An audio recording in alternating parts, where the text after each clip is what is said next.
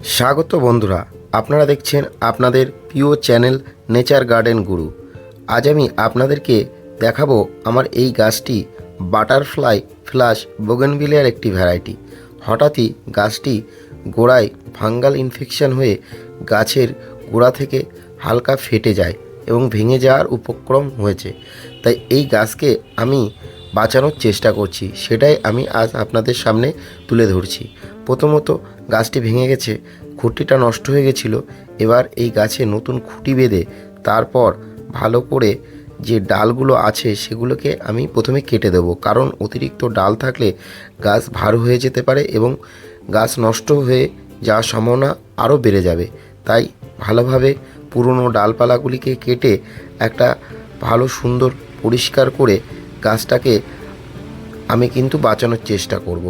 এই গাছের গোড়ায় ফাঙ্গাল ইনফেকশন হয়ে গাছের গোড়া নষ্ট হয়ে যায় এবং গোড়া ফাটল ধরে গাছের গোড়াটা ভেঙে যাওয়ার যে উপক্রম হয়েছে সেটাই রক্ষা করব।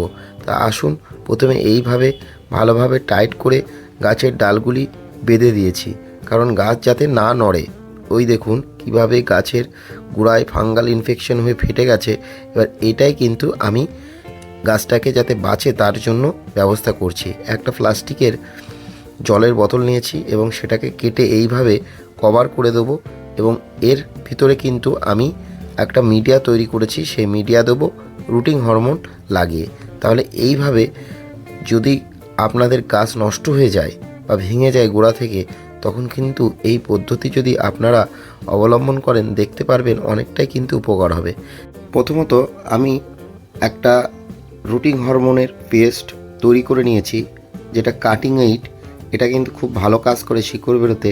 তাই এই পেস্টটা আমি এইভাবে চারি সাইড দিয়ে ভালোভাবে লাগিয়ে দিচ্ছি। এর ফলে কী হবে, ওখান থেকে নতুন শিকড় বেরোনোর যে সম্ভাবনা সেটা আরও বেড়ে যাবে। এইভাবে ভালোভাবে পেস্টটি লাগিয়ে একটু শুকিয়ে নিতে হবে।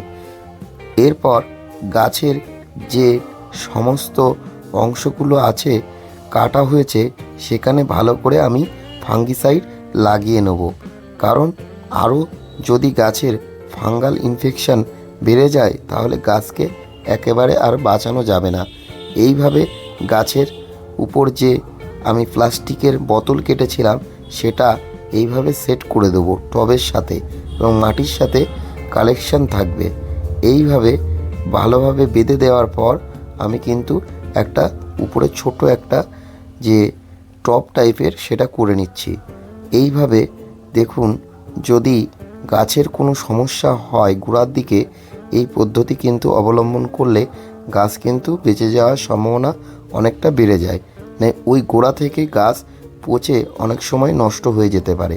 এরপর যে পটিং মিক্স এখানে আমি ব্যবহার করছি একটু বালি এবং মাটি ও তার সাথে হালকা একটু কম্পোস্ট, তাছাড়া আর কিছুই দিইনি। এরপর এই গাছটি আমি কিন্তু লাগিয়ে দিচ্ছি। দেখুন যে টাইট করে দেবো গাছের গোড়ায় এবং দেওয়ার পরে এইভাবে চেপে দেবো এবং এইভাবে কিছুদিন থাকার পরে কিন্তু গাছের যে ওই কাটা বা ভাঙা অংশ ছিল সেখান থেকে আবার শিকড় বেরোতে শুরু করবে। এইভাবে কিন্তু যে কোনো ভাঙা বা ফাঙ্গাল ইনফেকশানে নষ্ট হয়ে যাওয়া গাছ অনেক সময় কিন্তু বাঁচানো সম্ভব হয়।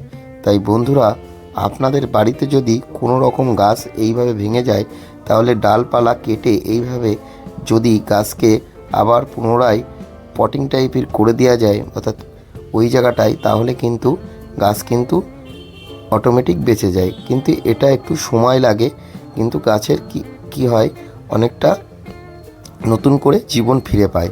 তাই বন্ধুরা, আপনারাও কিন্তু এইভাবে করতে পারেন। ভিডিওটি ভালো লাগলে অবশ্যই আপনাদের মতামত জানাবেন।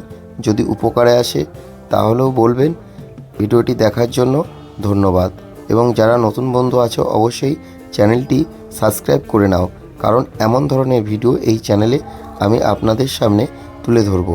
ধন্যবাদ সম্পূর্ণ ভিডিওটি দেখার জন্য। ভালো থাকবেন, সুস্থ থাকবেন।